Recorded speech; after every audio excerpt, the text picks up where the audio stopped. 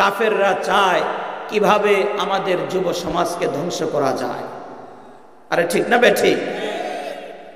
তারা জানে যুবকরা কি করতে পারে, তারা জানে, তারা দেখেছে যুবকরা 16 বছরের স্বৈরাচারদেরকে 1 মাসের মধ্যে জীবন দিয়ে রক্ত দিয়ে গোটা বাংলাদেশের ইতিহাসকে পরিবর্তন করে দিয়েছে। ঠিক না বেঠে?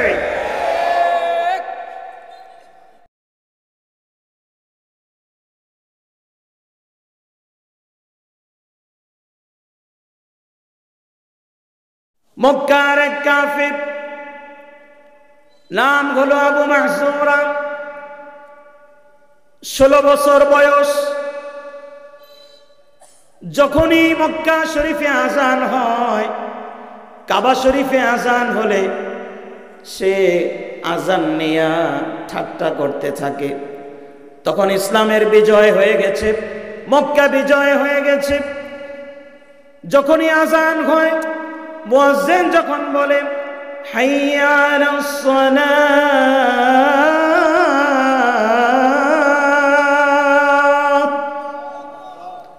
যখনই মুয়াজ্জিন বলে হাইয়া আলাস সালাত, তখনই সে বলে হাইয়া আলাস সালাম। মুয়াজ্জিন বলে তুমি নামাজের দিকে আসো, সে বলে তোমরা মূর্তির দিকে আসো। নাউজুবিল্লাহ, মূর্তি পূজার দিকে আসো। হাইয়া আলাস সালাম। প্রত্যেক দিন এমন করে সাহাবায়ে কেরাম নবীজির কাছে বিচার দিলেন, ইয়া রাসূলুল্লাহ, এক যুবক সে প্রতিদিন আজান নিয়ে খালি ভেঙ্গায়, খালি ঠাট্টা করে। নবীজি বললেন, ঠিক আছে, তাকে যদি পাও আমার কাছে একটা নিয়ে আইসো। তো আরেকদিন এরকম আজান হচ্ছে, আজান চলাকালীন সে যখন এভাবে ভেঙ্গাইতেছে, পিছন থেকে এক সাহাবী খপ করে তাকে ধরে ফেলছে, ধরে বলতেছে, চলো। কোথায়? ইলা রাসূলিল্লাহ সাল্লাল্লাহু আলাইহি ওয়াসাল্লাম, তোমাকে আল্লাহ রাসূলের কাছে নিয়ে যাব। সুবহানাল্লাহ। নাম আবু মাহজুরা, 16 বছরের একবারে তরুণ এক ছেলে। টেনে নবীজির কাছে নিয়ে এসেছে। নবীজির কাছে আনার পর নবীজি বললেন, মালাক, কি হয়েছে? সাহাবায়ে কেরাম বললেন, ইয়া রাসূলুল্লাহ, ইয়া হাবিবাল্লাহ, এই ছেলেটা প্রতিদিন আজান নিয়ে ঠাট্টা করে, আজকে আমরা সবাই মিলে তাকে ধরে এনেছি, আপনি একটু তার বিচার করে দেন। নবীজি তাকিয়ে দেখলেন ছোট বাচ্চাটা থরথর করে কাঁপতেছে। নবীজির সামনে এসে থরথর করে কাঁপতেছে। আল্লাহর হাবিব বললেন, আবু মাহজুরা, তুমি আমার সামনে বসো। নবীজির সামনে বসালেন। আবু মাহজুরা নবীজির সামনে বসলেন। বললেন, আরো কাছে আসো। আরো কাছে আনলেন। এবার নবীজি বললেন, আবু মাহজুরা, তুমি কি আজান নিয়ে প্রতিদিন ঠাট্টা করো, তামাশা করো? বলল, নাম, হ্যাঁ। নবীজি বললেন, এবার আমি একটু আজান দিই, তুমি আমার সঙ্গে একটু আজান দিবে। নবীজি আজান শুরু করলেন, আল্লাহু আকবার, আল্লাহু আকবার। আবু মাহজুরাকে বললেন, তুমিও আজান দাও। আবু মাহজুরাও আল্লাহু আকবার বললেন। এবার নবীজি বললেন, আশহাদু আল্লা ইলাহা ইল্লাল্লাহ।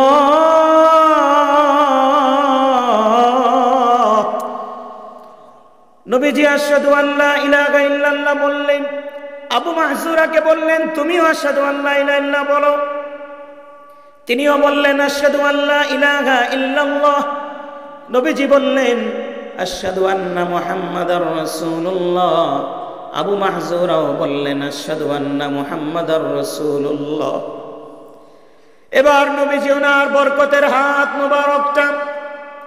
মোবারক হাতটা আবু মাহজুরার কপালের মধ্যে রাখলেন। চিৎকার করে বলি, আল্লাহু আকবার।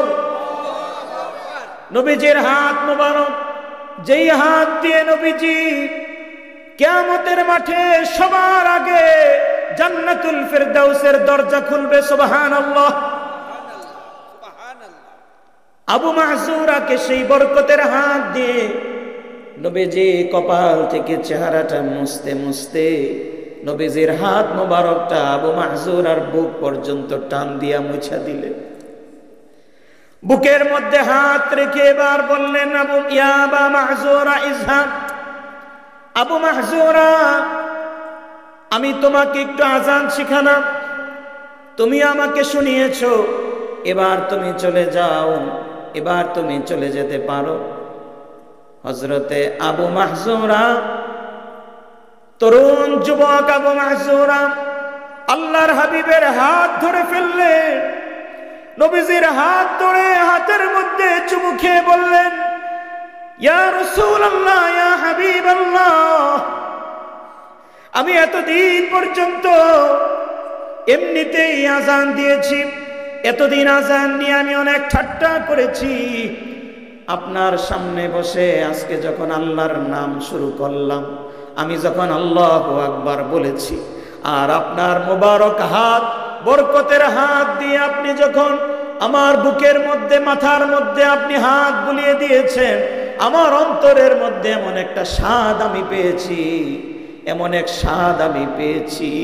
ইয়া রাসূলুল্লাহ, ইয়া হাবিবাল্লাহ, আপনি যদিও আমাকে বলতেছেন চলে যেতে, আমি কসম করে বলতেছি, এই কাবা ঘরের মালিকের কসম করে বলতেছি, আপনাকে ছেড়ে আর কোনোদিন আমি কোথাও যাব না। সুবহানাল্লাহ। আবু মাহজুর আল্লাহর হাবিবের হাত ধরে বলছে, ইয়া রাসূলুল্লাহ, ইয়া হাবিবাল্লাহ,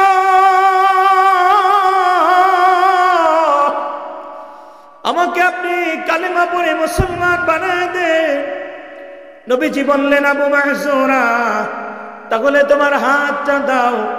হযরত আবু মাহজুরার হাত ধরে নবীজি বললেন, তুমি আমার সঙ্গে পড়ো, লা ইলাহা ইল্লাল্লাহু মুহাম্মাদুর রাসূলুল্লাহ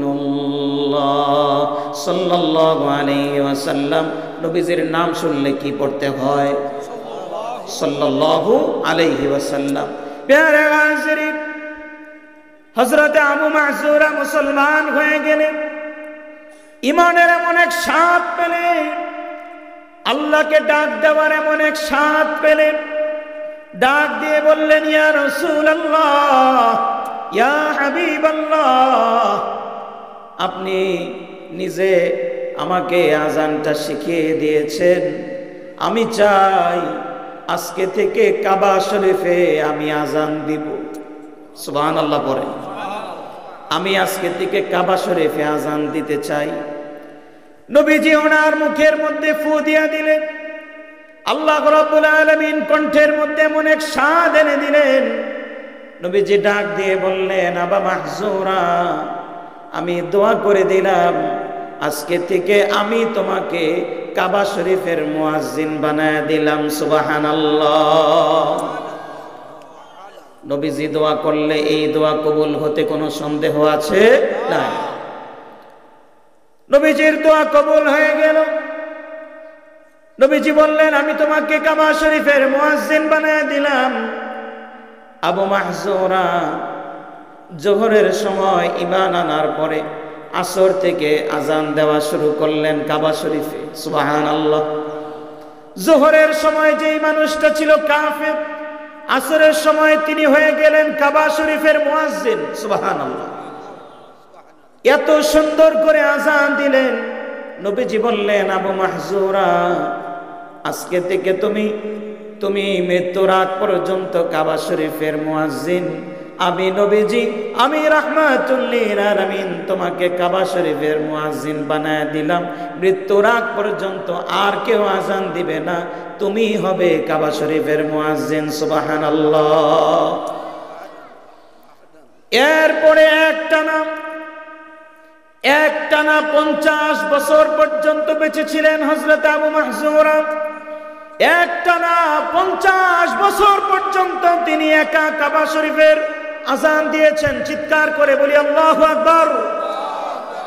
50 বছর আজান দিয়েছেন। নবীজির দোয়ার বরকতে হযরত আবু মাহজুরাকে আল্লাহ পাক এমন ভাবে কবুল করলেন, ইমানের এমন এক স্বাদ ওনাকে দান করলেন, এমন ভাবে আল্লাহ পাক কবুল করলেন, আজ পর্যন্ত ১৫০০ বছর হয়ে গেছে। এটা শোনার পরে আরো জোরে আমরা সুবহানাল্লাহ বলবো। ১৫০০ বছর পর্যন্ত, এখনো পর্যন্ত হযরতে আবু মাহজুরার বংশের লোকেরা কাবা শরীফের মুয়াজ্জিন হিসাবে আজান দিয়ে যাচ্ছে। সুবহানাল্লাহ। ১৫০০ বছর পর্যন্ত ওনারা আজান দিয়ে যাচ্ছে, এখনো পর্যন্ত ওনার বংশের লোক কাবা শরীফের মুয়াজ্জিন। চিৎকার করে আরেকবার বলি সুবহানাল্লাহ। ইমানের স্বাদ দেওয়ার মালিককে, ইমান দেওয়ার মালিককে। ইমানের স্বাদ যেন নষ্ট হয়ে যায়, এজন্য কাফের মুশরিকরা সবসময় ষড়যন্ত্র করে, ঠিক না বেঠিক? কাফেররা চায় কিভাবে আমাদের যুব সমাজকে ধ্বংস করা যায়। আরে ঠিক না বেঠিক? তারা জানে যুবকরা কি করতে পারে, তারা জানে, তারা দেখেছে যুবকরা ১৬ বছরের স্বৈরাচারদেরকে ১ মাসের মধ্যে জীবন দিয়ে, রক্ত দিয়ে গোটা বাংলাদেশের ইতিহাসকে পরিবর্তন করে দিয়েছে, ঠিক না বেঠে? এজন্য তারা গভীরভাবে ষড়যন্ত্র করছে আমাদের যুব সমাজকে ধ্বংস করে দেওয়ার জন্য।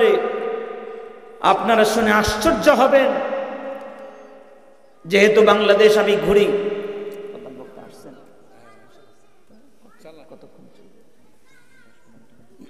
তাহলে আমি 10টা নাকি না 15টা একটু বলেন। আচ্ছা, ইনশাআল্লাহ। আপনাদের কষ্ট হচ্ছে? কিছুদিন আগে আমি গেলাম বাংলাদেশের একেবারে বর্ডার, যেখানে কাঁটাতারের মধ্যে ফেলানির লাশ ঝুলেছিল। আপনাদের মনে থাকার কথা, ফেলানির লাশ ঝুলিয়ে রাখা হয়েছিল কাঁটাতারের মধ্যে। আহা, তোমরা আমরা বিশ্বাস করি সেই দিন বেশি দূরে নয়, এই কাঁটাতারের বেড়া আর থাকবে না, গোটা ভারতবর্ষ মুসলমানদের হাতে চলে আসবে। গজওয়াতুল হিন্দ আসছে, সেই গজওয়াতুল হিন্দের জন্য আমাদেরকে প্রস্তুতি নিতে হবে। জীবনের মায়া ছেড়ে, পরিবারের মায়া ছেড়ে, সন্তানের মায়া ছেড়ে গজওয়াতুল হিন্দের জন্য কে কে প্রস্তুত রয়েছে? হাত তুলে দেখায়। নারে তাকবীর, নারে তাকবীর। আল কোরআনের আলো, আল হাদিসের আলো। আল্লাহ তুমি আজকের মাহফিলকে কবুল করো, সবাই বলি আমিন। আজ আমাদের সন্তানদেরকে ধ্বংস করার জন্য আমি গেলাম কুড়িগ্রামে, বর্ডারের একেবারে কাছে আমার মাহফিল, যেখানে বয়ান করেছি, বয়ানের আওয়াজ ইন্ডিয়াতে যাচ্ছে। ওই এলাকায় গিয়ে দেখলাম বাজারের কোনো দোকানের মধ্যে সদাইপাতি নাই। দোকানের মধ্যে কয়েকটা সাবান, কয়েকটা শ্যাম্পু, এগুলা সাজায় রাখছে, 2-3টা লবণের প্যাকেট। পুরা বাজার, মুদি দোকানের মধ্যে সদাই নাই। আমি এলাকার ইমাম সাহেবকে জিজ্ঞেস করলাম, হুজুর ব্যাপারটা কি? এরকম রহস্যজনক বাজার তো আমি দেখি নাই জীবনে।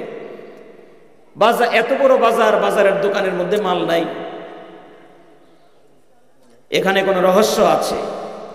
হুজুর বললেন, ওই এলাকার ইমাম সাহেব বললেন, হুজুর কিছু মনে করবেন না, যত দোকানপাট দেখতেছেন প্রত্যেকটা দোকানের মধ্যে ইয়াবা বিক্রি হয়, প্রত্যেকটা দোকানের মধ্যে ফেন্সিডিল বিক্রি হয়, প্রত্যেকটা দোকানের মধ্যে গাঁজা বিক্রি হয়, নেশা বিক্রি হয়। গোটা বাংলাদেশকে ধ্বংস করে দেওয়ার জন্য দোকানে দোকানে তারা নেশা ঢুকিয়ে দিয়েছে, ঠিক না বেঠি? বাংলাদেশের, গোটা বাংলাদেশ সফর করে আমি দেখছি বাংলাদেশের এমন কোন জেলা নেই, এমন কোন থানা নেই, এমন কোন ইউনিয়ন নেই যেখানে মাদক ঢুকানো হয় নাই, গাঁজা ঢুকানো হয় নাই, ইয়াবা ঢুকানো হয় নাই।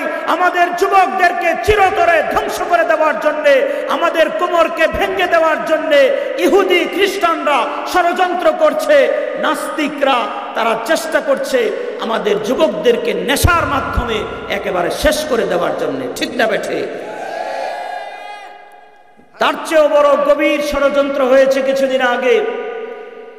শিক্ষা সিলেবাসের মধ্যে এমনভাবে সিলেবাসকে সাজানো হলো, এমনভাবে সিলেবাসকে সাজানো হলো যে আমাদের সন্তানরা যেভাবে সিলেবাস সাজানো হয়েছিল, কিছু নাস্তিক মিলে এমনভাবে সিলেবাস সাজিয়েছিল, আমাদের সন্তানরা অটোমেটিক, বলা লাগতো না, অটোমেটিক তারা হিন্দু হয়ে যেত। নাউজুবিল্লাহ মিন যালিক। এমন এমন এমন এমন আকীদা এটার ভেতরে ঢুকিয়ে দেওয়া হয়েছে, শুনলে আশ্চর্য হবেন। উত্তরা আমার মাদ্রাসার পাশে এক ইংলিশ মিডিয়াম স্কুলের মধ্যে সকালবেলা প্রথম ক্লাস শুরু করার আগে সব বাচ্চারা দাঁড়িয়ে আগে হিন্দি গান গায়, এরপরে ক্লাস শুরু করে। নাউজুবিল্লাহ মিন যালিক। সবাই মিলে দাঁড়ায় হিন্দি গান গায়। আমি পরে এলাকার স্থানীয় একজনকে জিজ্ঞেস করলাম, ভাই এর সিলেবাসটাকে আপনি দেখেছেন? বলল, হুজুর সিলেবাসের শুরু থেকে শেষ পর্যন্ত আল্লাহ এবং তার রাসূলের কোনো কথা নাই। পুরা সিলেবাসের মধ্যে আল্লাহ এবং তার রাসূলের কোনো কথা নাই। একটা বাচ্চাকে 5-7 বছরের মধ্যে কোনোদিন কালেমা শেখানো হয় না, রসুলকে শেখানো হয় না, আল্লাহকে শেখানো হয় না। এরপরে তখন মাহফিলে আমি বলেছিলাম, যেই স্কুলের মধ্যে আমার সন্তানদেরকে, আমার মুসলমান সন্তানদেরকে আল্লাহর পরিচয় দেওয়া হয় না, কালেমা শেখানো হয় না, রসুল চেনানো হয় না, খোলাফায়ে রাশিদিনদেরকে চিনে না, ইসলাম চিনে না, মুসলমান চিনে না, এরকম স্কুল রাখার দরকার নাই। এগুলো আগুন দিয়ে জ্বালিয়ে সরকার করে দেওয়া দরকার। ঠিক না বেঠে? যেই প্রতিষ্ঠানের মধ্যে আমার আল্লাহর নাম নেওয়া হবে না, এগুলা কিসের স্কুল? ঠিক না বেঠি? আজ বাংলাদেশে পরিবর্তন এসেছে।